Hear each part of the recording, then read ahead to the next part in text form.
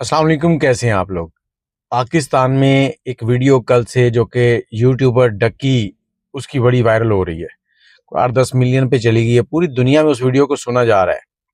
लेकिन मेरे पास कुछ सवाल हैं। सबसे पहला सवाल ये है कि क्या हर शख्स को इस तरह से वीडियो बनाने का हक हासिल है?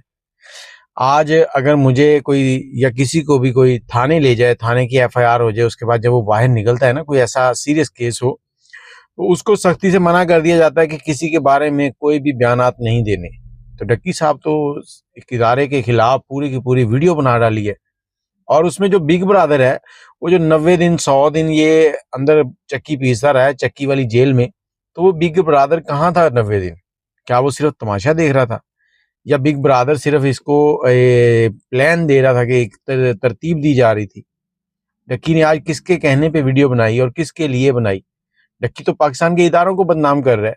और हमारे पाकिस्तान के जो मामलात हैं वो आपने देखे हैं। इस्लामाबाद में एक बच्चे ने 2 बच्चियों को गाड़ी के नीचे रौंद डाला। अब वो घर वाले परेशान थे कि जिनके साथ हमारा मामला है वो लोग नहीं आ रहे, बल्कि इधर-उधर से लोग उठ के जो उनके सपोर्टर हैं, जो बिजनेसमैन हैं या कुछ भी हैं, वो उनके घर आ रहे हैं कि तुम लोगों ने सुलह करनी है या नहीं करनी। तो ये सारे मामलात हैं। डक्की साहब ने दुनिया को दिया क्या है?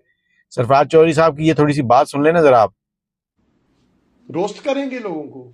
जुआ सीख रहे हैं यूट्यूबर्स से जो चिट्टे अनपढ़ है, मैट्रिक फेल है या एफए फेल है, जिनका अपना कोई किरदार नहीं है वतन अजीज की तरक्की के लिए या माशरे को बनाने के लिए।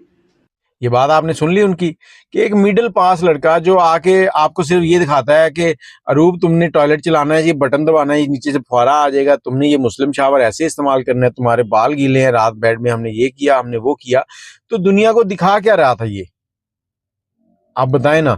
आज पूरे पाकिस्तान की हमदर्दियां उसके साथ है, लेकिन मेरे सवाल आते हैं, मुझे वो नहीं पसंद। उसने सारी जो व्लॉगिंग शुरू की है, पाकिस्तान का कोई उसने बंदा नहीं छोड़ा जिसको उसने गाली ना दी हो।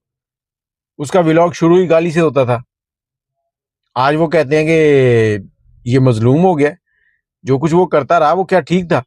अब एक सवाल और है कि डक्की कहता है कि मैं तो सुबह उठा हूं, हम बाहर जा रहे थे तो मुझे एयरपोर्ट से रोक लिया, जबकि बीच में ये भी कह रहा है कि अरूब ने कहा कि हमने पैसे पहले दे दिए थे, पैसे दिए हैं, उसके बाद इन्होंने और डिमांड की है, जब मैंने भागने यहाँ से निकलने लगा हूं तब मुझे पकड़ा गया है। तो मतलब इसकी खिचड़ी जो है वो पहले से ही पकड़ी थी सब कुछ।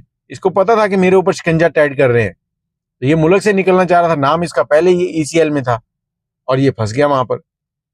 अब आप बताएं कि आपने इसकी फेवर करके क्या करना है? अगर इसका बिग ब्रदर इतना ही अच्छा है तो बिग ब्रदर का नाम तो बताता ना, बिग ब्रदर है कौन? कि जो इसको अदालतों में भी मिल रहा है, इधर भी मिल रहा है, उधर भी मिल रहा है, और 100 दिन तक इसको चपेड़े भी पड़ती रही, और चपेड़े मार मार के कहता मुझे लाते थे। भाई ये एक इदारा